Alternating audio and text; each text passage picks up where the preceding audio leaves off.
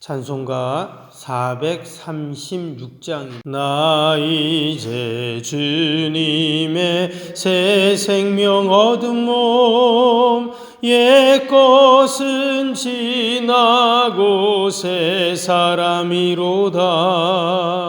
그 생명 내 맘에 강같이 흐르고 그 사랑 내게서 해같이 빛난다. 영생을 누리며 주 안에 살리라. 오늘도 내일도 주 함께 살리라. 주 안에 감추인 새 생명 얻으니 이전에 줬던 것 이제는 값없다.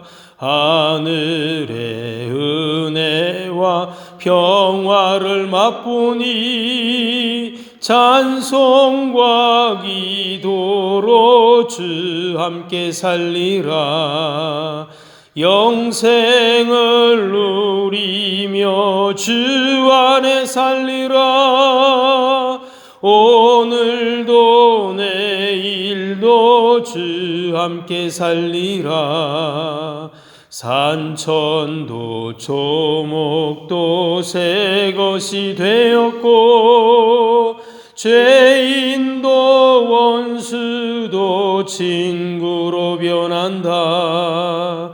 새 생명 얻은 자 영생을 누리니 주님을 모신 맘 새 하늘이로다. 영생을 누리며 주 안에 살리라.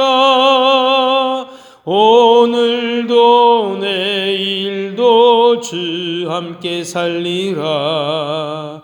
주 따라가는 길 험하고 멀어도 찬송을 부르며 뒤따라가리라. 나 주를 모시고 영원히 살리라. 날마다 섬기며 주 함께 살리라. 영생을 누리며 주 안에 살리라. 오늘도 내일도 주 함께 살리라. 아멘. 하나님 말씀은 시편 50편입니다. 전능하시니 여호와 하나님께서 말씀하사 해 돋는 데에서부터 지는 데까지 세상을 부르셨도다.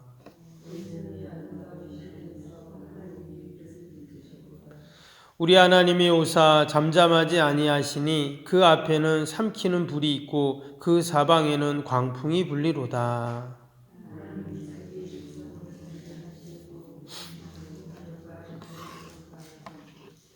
이르시되 나의 성도들을 내 앞에 모으라. 그들은 제사로 나와 언약한 이들이니라 하시도다.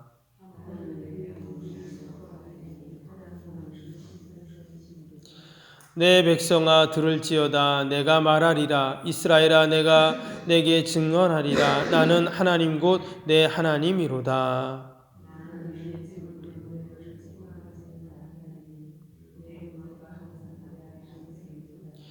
내가 내 집에서 숫소나 내 우리에서 순념소를 가져가지 아니하리니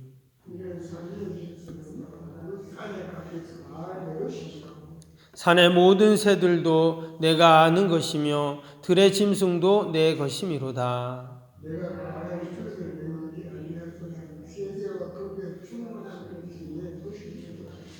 내가 숫소의 고기를 먹으며 염소의 피를 마시겠느냐.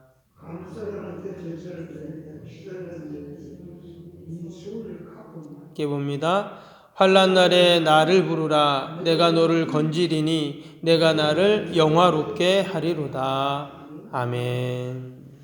오늘 시편 50편은 그 표제를 보면 아삽의 시로 되어 있습니다. 이 아삽은 다윗과 솔로몬 시대 때 성전에서 찬양을 담당했던 사람으로 그렇게 알려지고 있습니다. 그 역대상 16장, 15장, 16장에 보면 이제 법궤가 예루살렘 다윗성으로 옮겨올 때 그때 이제 다윗이 찬양을 담당하는 자들을 레위 지파에서 이제 뽑게 되는데 그때 헤만과 에단과 또 한 사람이 바로 이 아삽입니다.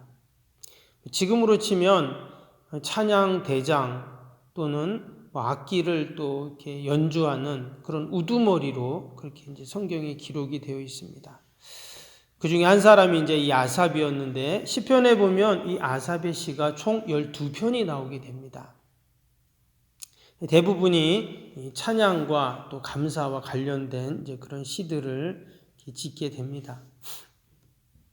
오늘 이 시편 50편 이 아삽의 시도 보면 참된 예배자는 어떤 자인가, 또 감사로 예배 드리는 것이 어떤 것인가에 대한 그 내용들이 쭉 나옵니다. 우리가 예배에 대해서 먼저 잠깐 생각을 해보면 일반적으로 예배의 정의가 무엇인가라고 할 때 예배는 하나님과 인간이 만나는 장소 또 만나는 시간이죠. 창조주 하나님, 우리를 구원하시는 그 하나님과 인간이 만나는 현장, 교제하는 현장이 바로 예배입니다. 때문에 그 교제의 요소 가운데는 우리가 하나님을 향한 찬양이 있죠. 또 하나님께 드리는 예물이 있습니다. 또 하나님께서 우리에게 주시는 말씀이 있고 또 사제의 은총이 있고 또 우리가 하나님께 서원하고 또 간구하는 것이 있고 이것이 이제 예배 안에 다 포함이 되어 있죠. 때문에 예배는 태초부터 종말까지 이어지는 그 하나님의 구속의 여정 가운데 인간을 향한 하나님의 무한하신 그 은혜와 은총을 경험하는 그 통로가 바로 예배다라는 것입니다. 구약 성경에 보면 제사법이 상당히 엄격합니다. 아무나 제사를 드릴 수도 없었고 또 반드시 정해진 곳에서 정해진 예물을 가지고 그렇게 제사를 드리도록 법으로 정해놓았습니다. 그 이유는 하나님은 바르지 않는 제사를 받지 않으시기 때문입니다. 받지 않으실 뿐만 아니라 그것은 하나님을 잘못된 예배는 하나님을 무시하는 행위로 여기셨기 때문에 하나님의 징계와 심판이 있었던 것들을 우리는 보게 되죠. 근데 신약에 오면 이제 조금 달라집니다. 예수님께서 사마리아 우물가에서 여인에게 이 예배에 대한 말씀을 하셨습니다. 그 여인이 어디서 예배를 드려야 합니까? 어떤 것이 참된 예배입니까? 이런 질문을 하잖아요. 그때 예수님이 그 요한복음 4장 23절 24절에 보면 아버지께 참되게 예배하는 자들은 영과 진리로 예배할 때가 오나니 그러면서 하나님은 영이시니 예배하는 자가 영과 진리로 예배할지니라 이런 말씀을 하셨습니다. 이것은 구약의 제사법과는 사뭇 다른 그런 예배법을 예수님이 또 말씀하신 것이죠.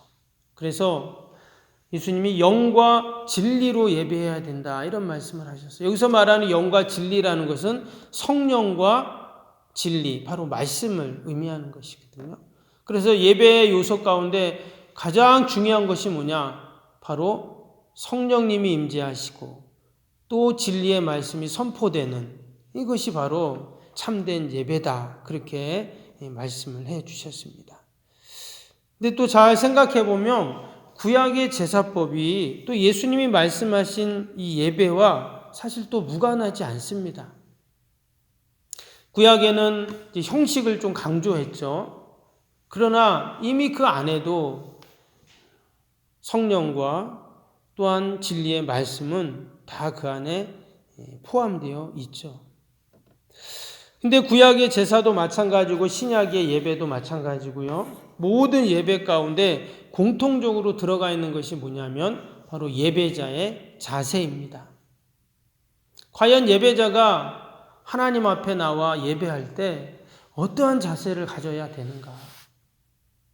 구약의 제사법에는 하나님 앞에 거룩과 경건이라는 그 마음을 갖고 예물을 가지고 오고 정해진 장소에서 정해진 시간에 정해진 제사법 그 방법으로 드려야 합니다.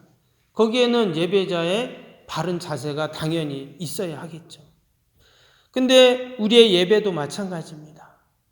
영과 진리로 예배 드리라고 하셨던 그 주님의 말씀처럼 우리가 이 시간도 하나님께 예배 드릴 때 우리가 성령님을 의지하는 그 마음, 또 내가 하나님이 나에게 주시는 그 말씀을 받는 마음, 그 자세가 당연히 중요하겠죠. 그래서 예배에는 예배자의 자세가 너무도 귀하고 중요하다는 것입니다. 그 예배자의 자세 가운데 오늘 특별히 이 시편 50편을 쭉 묵상하다 보면 한 가지 우리에게 딱 떠오르는 단어가 있는데 바로 감사이죠. 내가 하나님 앞에 예배 드릴 수 있는 것, 또 예배를 통해서 하나님이 우리에게 주시는 그 베푸시는 은총을 사모하며 또 감사하며 하나님께 우리는 예배를 드리게 됩니다. 여러분, 구약의 모든 제사는 원칙적으로 감사제입니다. 하나님께 감사함으로 주신 은혜에 감사하고 또 주실 은혜에 감사하는 감사제로 예물을 가지고 와서 하나님께 제사를 드렸습니다. 그런데 우리의 예배도 마찬가지죠. 늘 하나님이 우리에게 베풀어 주신 은혜에 감사하고 사지의 은총에 감사하고 감격하는 예배가 바로 참된 예배가 됩니다. 오늘 14절 말씀을 다시 보시면 감사로 하나님께 제사를 드리며 지존하신 이에게 내 손을 갚으며 그랬습니다.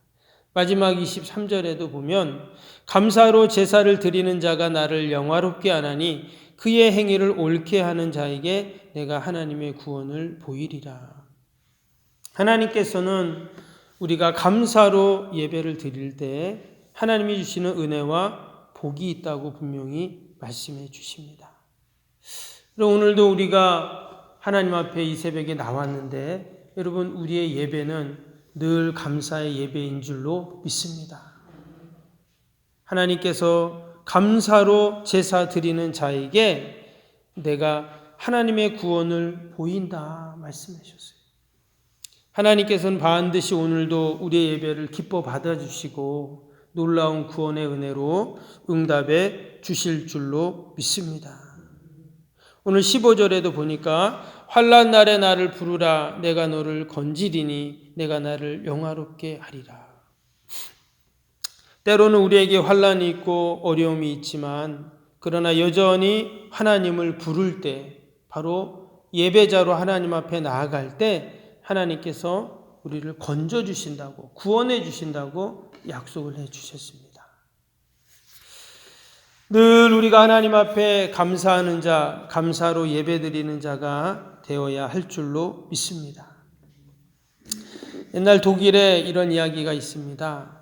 극심한 흉년이 들었는데 많은 사람들이 굶어 죽게 되었어요.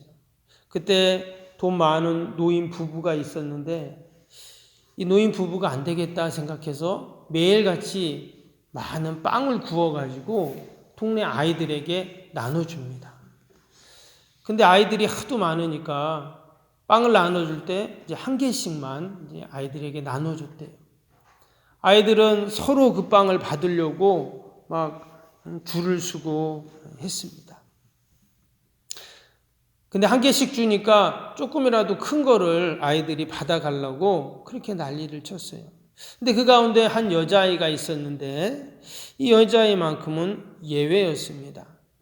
언제나 맨 끝에서 서서 그 자신에게 돌아오는 빵이 항상 작은 빵이었는데 그럼에도 불구하고 이 아이는 늘 감사의 인사를 하고 돌아가는 거예요. 그날도 아이들이 빵을 받으려고 줄을 섰는데 서로 큰 거를 받아가려고 합니다. 근데 이때도 그 여자아이는 맨 뒤에 서서 자신에게 가장 작아 보이는 그 빵을 또 받아 가지고 갑니다. 그럼에도 불구하고 연희 때처럼 그 노인 부부에게 감사의 인사를 하고는 집으로 돌아가는 거예요. 근데 이 여자아이가 집에 가서 이제 빵을 먹으려고 빵을 이렇게 자르는데 깜짝 놀랍니다. 보니까 그 빵 안에 금덩어리가 하나 들어있던 거예요. 그리고는 그 안에 작은 메모지가 또 있었습니다. 거기에 뭐라고 적혀 있었냐면 이것은 너처럼 작은 것일지라도 잊지 않고 감사하는 사람을 위해서 하나님이 주시는 선물이란다. 이렇게 써놨다는 거예요.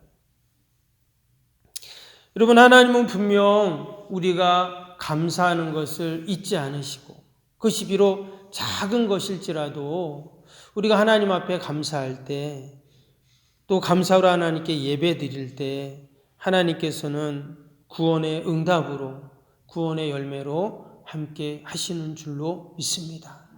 여러분, 우리가 어떻게 하나님께 감사할 수 있고 또 하나님께 감사의 예배를 드릴 수 있을까요?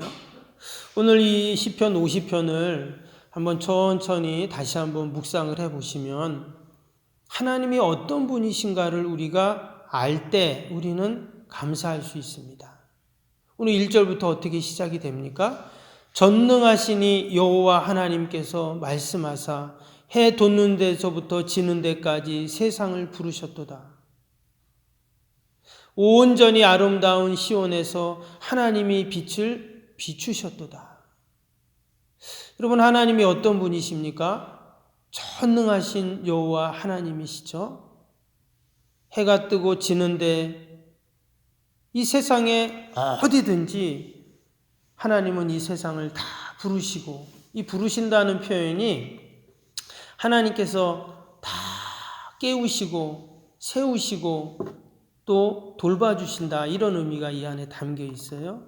그리고 하나님께서 이 온 세상을 아름답게 빛을 비춰주시고, 오늘도 하나님이 우리에게 빛을 비춰주셔서 우리가 햇빛을 쬐고 또 일도 하고 또 세상의 모든 식물들이 자라고, 이런 하나님의 은혜가 있죠. 하나님은 어떤 하나님이신가? 바로 전능하신 하나님이십니다. 특별히 밑에 보니까 하나님께서 5절에 그들은 제사로 나와 언약한 이들이니라. 하나님은 우리와 예배로 언약을 맺은 자들이라고 했어요. 하나님은 우리에게 원하시는 것은 다른 것이 없습니다. 하나님 앞에 나와 예배드리기를 원하시고, 하나님은 내가 너와 예배로 언약을 맺은 자다 하면서 예배를 말씀하세요. 그러면서 그 예배자가 가지고 나오는 특별히 제물에 대한 내용이 이제 쭉 8절, 9절, 10절 뭐 쭉 이렇게 나오잖아요. 거기서 하나님께서 뭐라고 합니까? 13절 한번 보시면 내가 수소의 고기를 먹으며 염소의 피를 마시겠느냐? 내가 하나님 앞에 드리는, 하나님께 올려드리는 가지고 나온 그 제물을 하나님이 내가 그걸 먹겠냐? 내가 그걸 마시겠냐?